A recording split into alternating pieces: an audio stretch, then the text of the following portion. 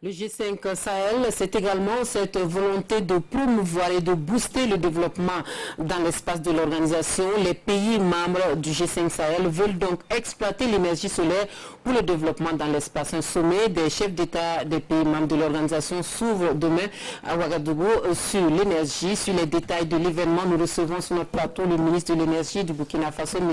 Ismaël Béchir Ouedraogo. Bonjour, monsieur le ministre. Bonjour. Bienvenue sur le plateau du journal télé de la télévision Burkina. Alors, monsieur le ministre, les pays membres du G5 Sahel ont donc ce point en commun, c'est le soleil qu'ils ont à profusion. Alors, exploiter cette ressource illimitée pour booster le développement s'avère une évidence absolue. Il fallait donc y penser. Quel est le projet autour de l'énergie solaire?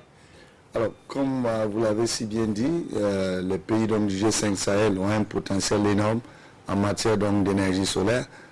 Pratiquement tous les pays ont en moyenne 5,5 kWh par mètre carré d'ensoleillement.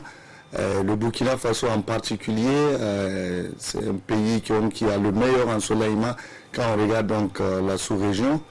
Et parallèlement, vous avez donc tous ces pays-là qui ont des difficultés parce que l'énergie donc produite est basée essentiellement sur les énergies fossiles qui sont extrêmement chères et qui font que nos industries ne sont pas compétitives et font qu'à la fin, c'est difficile donc de pouvoir donner une énergie moins chère donc à nos populations.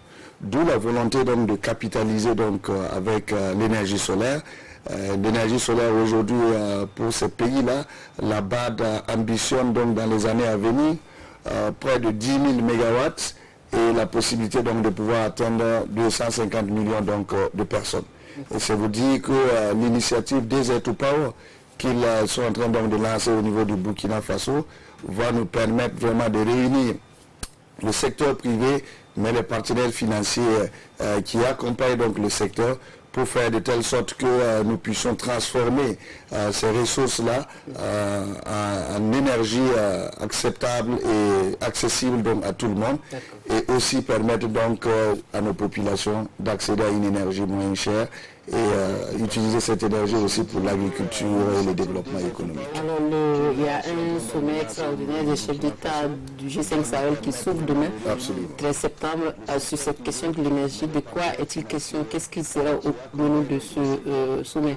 Alors ce sommet va avoir donc deux parties, une partie technique où les ministres donc, de l'énergie du G5 Sahel plus la BAD et les partenaires techniques vont se réunir pour pouvoir donc peaufiner le projet, l'initiative donc qui est l'initiative Desert to Power, qui est donc d'utiliser donc les ressources donc des pays sahéliens et les transformer en énergie pour nos populations. Et dans l'après-midi donc ça va être donc le sommet des chefs d'État qui vont donc prendre donc les travaux donc des partenaires financiers et techniques et pouvoir donc faire une déclaration que nous appelons la déclaration de Ouaga, qui va donc débuter sur la mise en place donc d'une task force qui va être une institution qui se chargera donc de pouvoir donc attirer les investissements et faire de telle sorte que tous les pays donc, du G5 Sahel puissent bénéficier de cet accompagnement.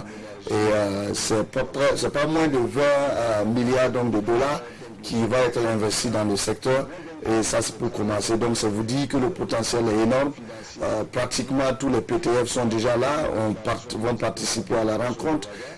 Les partenaires techniques de la sous-région, à l'international, l'Agence internationale pour la promotion des énergies renouvelables, la CEDEAO, toutes les grandes institutions, la Banque mondiale, la BAD, en tout cas ceux sont là. Et déjà vous savez que lors du G7 à Biarritz, le président de la BAD a pu présenter donc le projet Desert to Power et il a déjà eu donc l'accompagnement du G7. Ça vous dit que déjà cette initiative-là va permettre d'aller vers le milieu rural, de permettre à nos populations de pouvoir se développer parce que l'énergie aujourd'hui n'est plus un produit de luxe, mais c'est devenu une nécessité absolue pour nos populations. Et quelle est la période que vous avez définie justement pour la mise en œuvre de ce projet?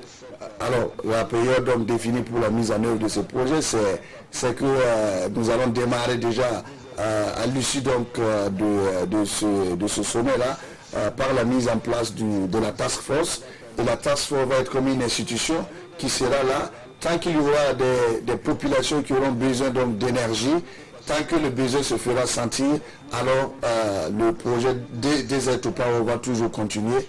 Mais comme il faut se donner donc des objectifs, l'objectif c'est que d'ici 2030, en tout cas nous puissions atteindre 250 millions donc, de populations qui ont accès à l'énergie et pouvoir installer 10 000 MW en énergie solaire. Donc ça vous dit que, en tout cas, les ambitions sont là, le potentiel est là, et le Burkina Faso est en train de jouer donc un rôle important parce que nous sommes en train de prendre le leadership dans la sous-région. Il faut saluer les efforts qui sont donc faits au niveau du Burkina Faso et je profite donc de saluer la collaboration de tous les acteurs donc, du secteur de l'énergie au niveau du Burkina Faso pour le formidable travail qu'ils ont pu accomplir et qui nous a fallu aujourd'hui en tout cas que le Burkina Faso puisse être leader donc, dans la sous-région et avoir donc la possibilité d'accueillir ce sommet. Merci monsieur le ministre, merci d'être venu sur notre plateau pour nous parler de ce projet phare là sur l'énergie en tout cas dans l'espace G5 Sahel. Vous restez avec nous pour la suite de notre journée.